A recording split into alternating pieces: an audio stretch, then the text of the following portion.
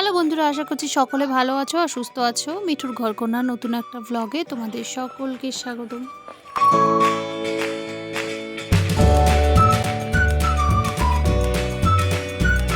বিকেল এখন 4:15 বাজে। আমাদের ট্রেন আছে 4:25-এ।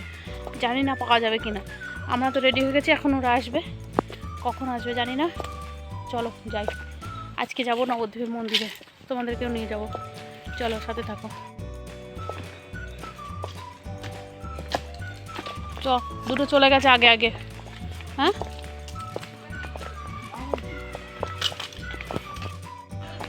ফোন রেখে এসছে, আবার ফোন আনতে যাচ্ছে। কত পাতা দেখো দেখো, কত পাতা। চলো যাই, ট্রেনটা পাবো কিনা জানি না।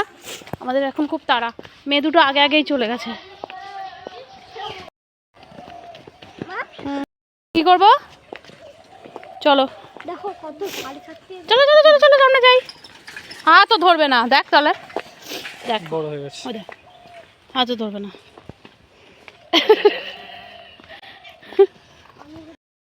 স্টেশনে চলে এসেছি আর ভাই গেছে টিকিট কাটতে। ট্রেন ঢুকছে এক্ষুনি। কত বেলা রয়েছে, প্রায় 5টা বাজতে চললো। এক্ষুনি ট্রেন ঢুকবে। এই যে 4:35 বাজে। ভাই কখন আসবে কি জানি। চলো আমরা যাই আমাদের জায়গায়। আছে টিকিট কাটতে, ট্রেন ঢুকছে। আর আমাদের ট্রেনটা এদিক দিয়ে দেবে। ট্রেন ঢুকছে মনে হয়। ধারে ধারে ওদিকে যা, আমি ওদিকে কাছে যাও।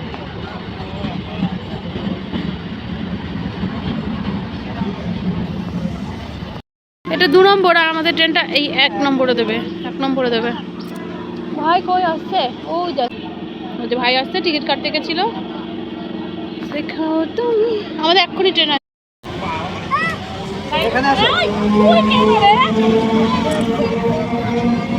একটা ট্রেন ছাড়লো আর আমাদের ট্রেন ঢুকছে। ভিড় আছে কিরকম দেখেছো ট্রেনে?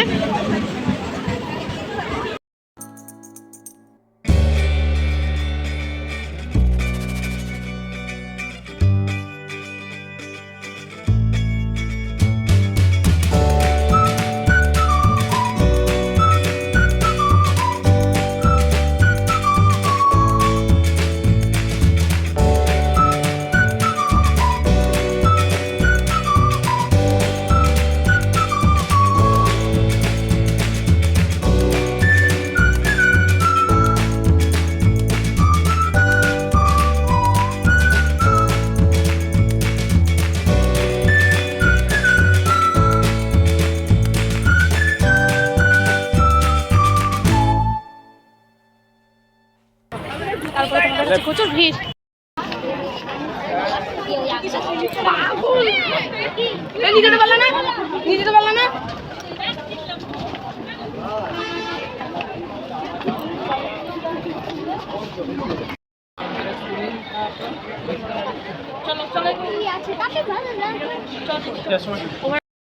ভিড় একদম গাদাগাদি হয়ে গেছে বাবা। এই দেখো, এইখান থেকে টিকিট নামায় নাকি? হ্যাঁ, এই দিক দিয়ে। ও বাবা, কত চেঞ্জ হয়ে গেছে। দাঁড়া, কি করে অনলাইনে টিকিট? অনলাইনে বলতে কি মানে? চল দেখি। ও, এটা অনলাইন থেকে করে? আমাদের মহারাষ্ট্রে যাওয়ার টিকিট এখান থেকেই করেছে। এখান থেকে আমাদের পুরো পাল্টে গেছে বাবা। কিনতে বাস স্ট্যান্ড টোটো পেয়ে গেছি। আর আমরা এখন যাবো কেশবজির মন্দিরে। ওখান থেকে তারপরে যাবো জলের মন্দিরে। বাচ্চা কিনেছিল কিন্তু খাওয়া হয়ে গেছে।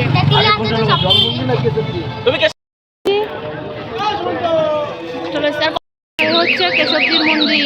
এই যে কেশবজি মঠ। চলো এবার যাবো ভেতরে। আমরা এখন চলে এসেছি কেশবজি মঠে। আর এই মঠটা জানো তো, ছোটোবেলা থেকে আমি কোনোদিন দেখিনি। মানে কি বলবো, আমি এতটা বিখ্যাত জানতামই না এই মঠটা। এটা বেশ কয়েক বছরই হলো এতটা বিখ্যাত হয়েছে। এখানে এসে দেখলাম প্রচুর যাত্রী। দুবার না 3বার আমি এখানে আসলাম। আর এটা সম্বন্ধে আমার একটু কৌতূহল হলো। বলতে গেলে আমি সমাজবাড়ি, তারপরে মহাপ্রভু বাড়ি, তারপরে গড়িয়া মঠ সব কিছুই জানি, ছোটোবেলা থেকে দেখেই আসছি। কিন্তু এই মঠটার সম্বন্ধে আমি কোনোদিন জানতাম না। তো তার জন্য আমার বেশ একটু কৌতূহল হলো, এই জন্য আমি একটু রিসার্চ করলাম। তো রিসার্চ করে আলটিমেটলি যেটা আমি স্টোরিটা পেলাম সেটাই এখন তোমাদেরকে বলছি। তোমাদের যদি মনে হয় কিছুমাত্র আমি ভুল বলছি তাহলে তোমরা কিন্তু আমাকে শুধরে দিও।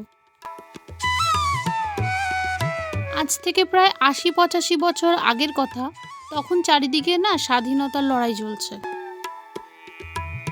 আর ঠিক সেই সময় এক মহাপুরুষ শ্রীল ভক্তিপ্রজ্ঞান কেশব গোস্বামী মহারাজ এই মঠের ভিত্তিপ্রস্তর স্থাপন করে। তখনকার দিনে আজকের মতো না এত ভিড়ভাট্টা ছিল না। গঙ্গার ঘাটে গঙ্গার কাছেই এই কোলদ্বীপ এলাকাটা ছিল খুব শান্ত। এবার হয়তো তোমরা বলবে কোলদ্বীপ আবার কোনটা? তোমরা হয়তো যারা নবদ্বীপে গেছো তারা এটাকে কোলের ডাঙ্গা নামে চিনবে। কোলের ডাঙ্গা জলের মন্দির তোমরা নাম শুনেছো তো? এই জলের মন্দির কিন্তু কোলের ডাঙ্গায় অবস্থিত এবং এই কেশবজির মঠটাও কিন্তু কোলের ডাঙ্গাতেই অবস্থিত।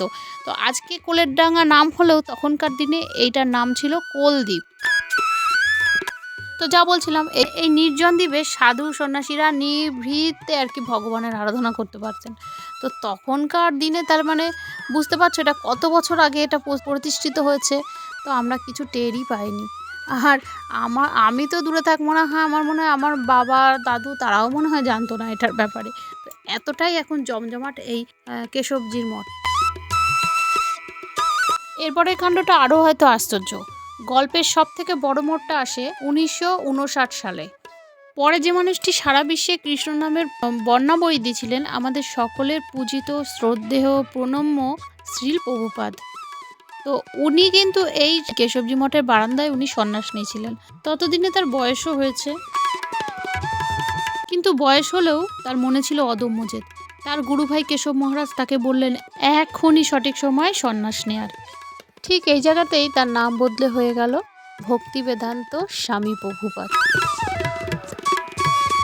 ভাবুন তো, সারা পৃথিবীতে যে ইস্কন আমরা দেখি তার সেই ঐতিহাসিক শুরুর মুহূর্তটার সাক্ষী হয়ে আজও দাঁড়িয়ে এই কেশবজি মঠের দেয়ালগুলো।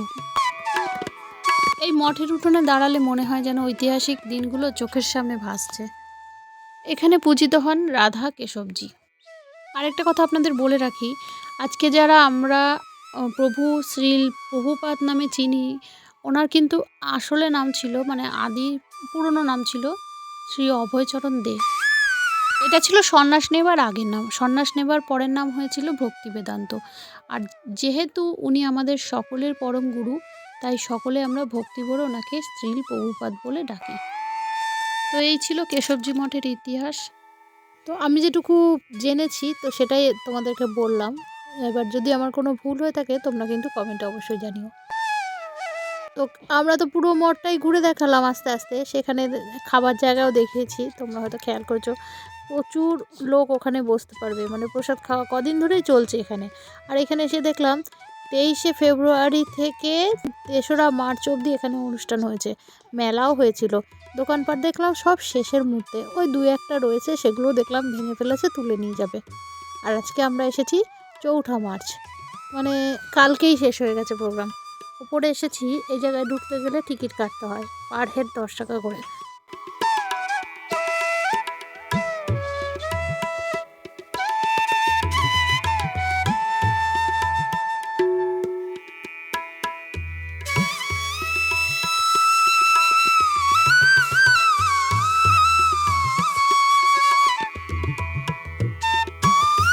দাঁড়াও তোমাদেরকে একটু দেখাই চারদিকটা কত সুন্দর আর কি নিস্তব্ধ। প্রচুর লোক হয়েছে, প্রচুর যাত্রী এসেছে। এবার দেখলাম কেউ কেউ চলেও যাচ্ছে, অনেক যাত্রী। আসলে এখানে অনেক অনেক লোক থাকার ব্যবস্থা আছে। তো আমার মনে হয় তো প্রোগ্রাম শেষ, তো তারা এখন বাড়ির দিকে যাচ্ছে। তবে আজকেও কম লোক আসেনি, অনেক লোক এসেছে। তো এই দেখো ভেতরটা কত সুন্দর, এক এক করে এখানে হচ্ছে মহাপ্রভু বসে আছে। আর এইটা হচ্ছে জগাই মাধাই উদ্ধার। এই দেখো এটা হচ্ছে মহাপ্রভু, আর এখানে আছে নিতাই, আর নিচে হচ্ছে জগাই মাধাই। আজকের এই ব্লগটা আমি আর বাড়াবো না, এখানেই শেষ করে দেবো। পরবর্তী পার্ট দেখতে হলে নেক্সট ব্লগে তোমরা দেখতে পাবে, আর নেক্সট ব্লগ আসবে খুব তাড়াতাড়ি। আজকের ভিডিওটা কেমন লাগলো তোমরা কিন্তু জানিও অবশ্যই। যদি ভালো লাগে একটা লাইক করো, কমেন্ট করো, আর যারা আমার নতুন বন্ধু চ্যানেলটাকে সাবস্ক্রাইব করো। আর যারা সাবস্ক্রাইব করেছো তাদেরকে জানাচ্ছি অসংখ্য ধন্যবাদ। আজ তাহলে আসি, চোখ রাখো পরবর্তী ব্লগে, থাকছে অনেক অনেক চমক। টাটা সকলকে।